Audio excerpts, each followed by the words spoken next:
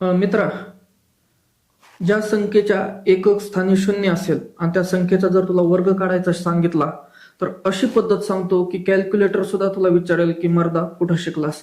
लक्ष दे, ज्या संख्येच्या एकक स्थानी शून्य आहे त्या शून्याला डबल द्यायचं आणि दशक स्थानचा जो अंक आहे त्याचा फक्त आपल्याला वर्ग करायचा आहे. 4चा वर्ग किती आहे?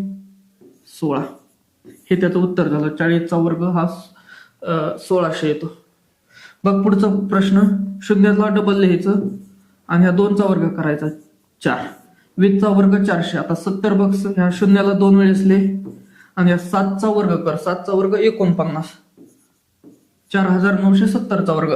तसंच 200 बघ, ह्या शून्याला 2 वेळेस लिह आणि ह्या 20चा वर्ग कर. 20चा वर्ग किती येतो? 400.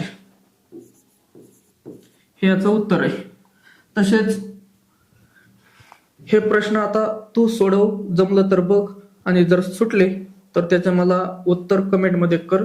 असेच ट्रिक्स घेऊन आपण भेटत राहूया. धन्यवाद.